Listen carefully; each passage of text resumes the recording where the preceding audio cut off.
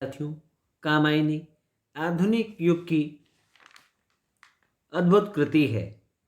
प्रसाद के मतानुसार जल प्लावन एक अत्यंत प्राचीन घटना है।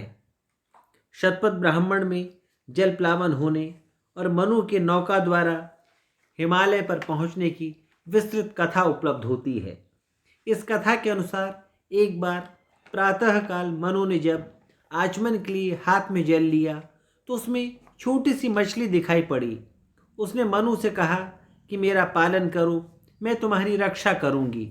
मनु द्वारा यह पूछे जाने पर कि तुम कैसे मेरी रक्षा करोगी, मत्स्य ने बताया कि जल प्लावन होने वाला है जिसमें सभी प्राणी नष्ट हो जाएंगे, मैं उसी से तुम्हारी रक्षा करूंगी।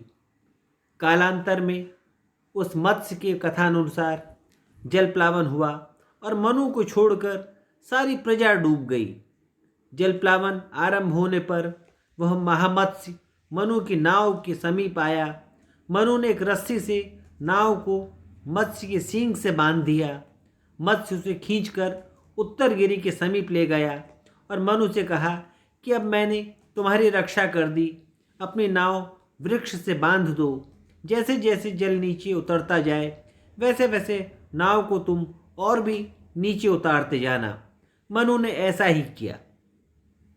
महाभारत के वन पर्व में भी यही कथा कुछ परिवर्तन के साथ आई है। इस कथा में मनु के साथ सप्तऋषियों की भी नाव में रक्षा का उल्लेख मिलता है। पुराणों में भी यह कथा वर्णित है। पुराणों में मनु को राजा तथा मत्स्य को ब्रह्म का अवतार मत्स्य अवतार बना दिया है। जैमिनी ब्राह्मण में भी इस कथा का क्षीण आभास मिलता है।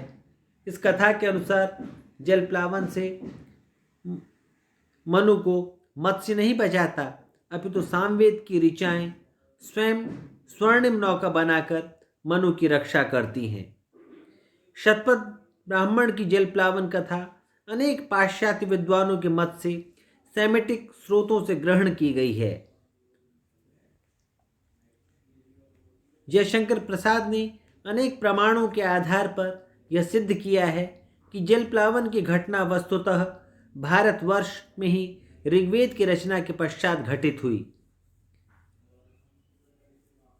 अतः यह स्पष्ट है कि ऋग्वेद में इसका वर्णन नहीं है, परंतु प्राचीन मिस्र, प्राचीन फारस, बेबीलोन, असीरिया आदि देशों के साहित्य में उसके जो उल्लेख उपलब्ध होते हैं वे परस्पर बहुत भिन्न हैं।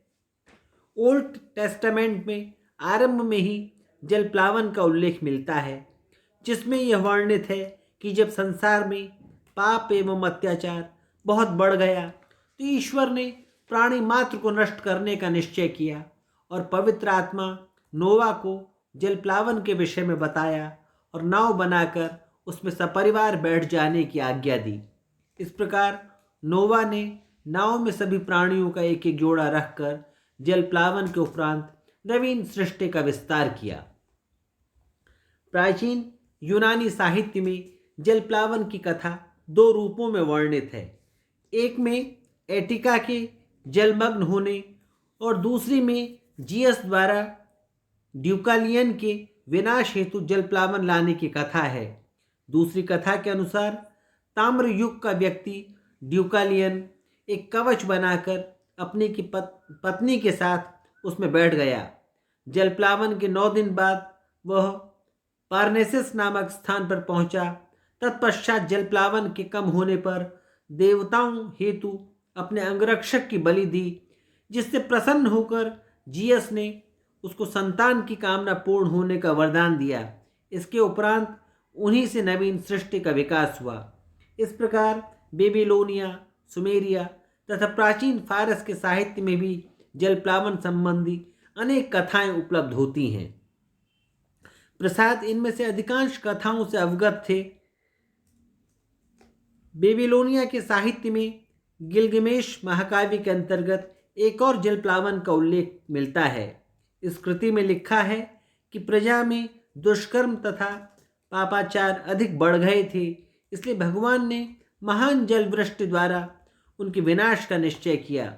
यह कथा भी मनु की कथा से साम्य रखती है, क्योंकि यहाँ पर जल प्लावन के कारण तत्कालीन जनता दुष्कर्मों में लीन थी।